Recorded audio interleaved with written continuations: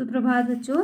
आज हम आपकी पाठ्य पुस्तक वसंत भाग 2 के पाठ 1 तिनका के अति लघु, लघु और भाषा से प्रश्नों का अध्ययन करेंगे। तो पहला प्रश्न है, कवि छत की मुडेर पर किस भाव में खड़ा था। अब वो किस भाव में खड़ा था तो किस तरीके से खड़ा था। तो कवि जो है वो अपनी घर की छत की मुडेर पर, मुडेर अर्थात घर की छत के कोने पर बड़े घमंड से अकड़कर तनकर खड़ा था, बड़ी ऐंठ में। फिर दूसरा प्रश्न है, कवि की बेचैनी का क्या कारण था। अब कवि अचानक से क्या हो गए थे, बेचैन हो गए थे। अब उनकी बेचैनी का कारण क्या था।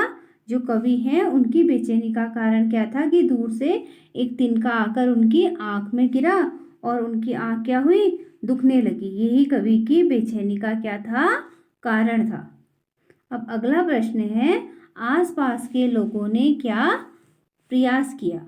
अब यहाँ पे उपहास शब्द छपा है, लेकिन यहाँ पे हम कहेंगे कि आसपास के लोगों ने क्या प्रयास किया। तो जो आसपास के लोग थे उन लोगों ने क्या किया, कवि के जो आँख में तिनका चला गया था उसको निकालने का उन लोगों ने प्रयास किया।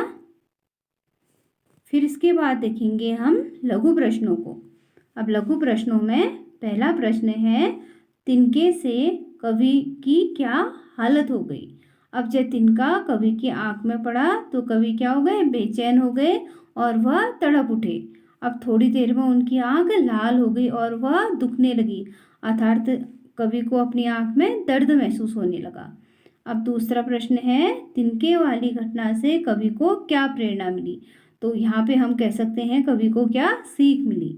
अब जो तिनके वाली घटना हुई, अर्थात जब तिनका दूर से आकर कवि की आंख में गया तो कवि को समझ में आ गया कि उसे कभी घमंड नहीं करना चाहिए। अच्छा, एक छोटा सा तिनके ने आके उसके घमंड को तोड़ दिया और वह बेचैन हो गया और कवि को अपनी औकात अर्थात अपनी असलियत पता चल गई कि आखिर मैं क्या हूँ। मेरे को तो एक तिनका आकर ही परेशान कर सकता है, तो मैं बेकार ही स्वयं पर क्या कर रहा था, अभिमान कर रहा था, घमंड कर रहा था।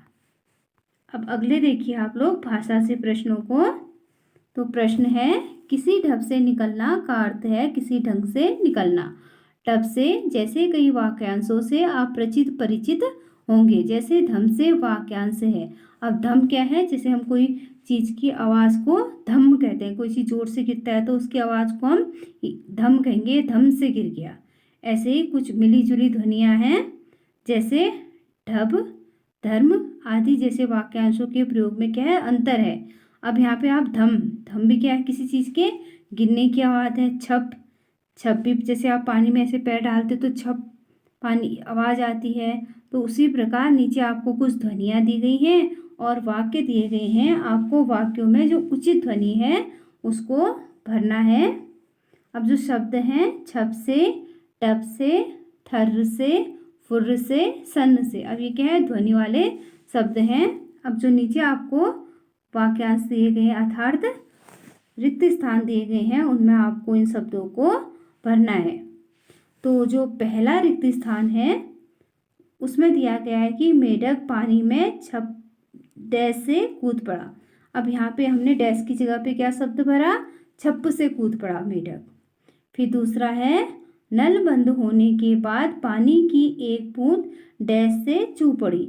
अब जब पानी की बूंद गिरती है तो उसके लिए हम कौन सी ध्वनि का प्रयोग करते हैं, टप। तो उसके लिए हम कहते हैं पानी टप टप गिर गया।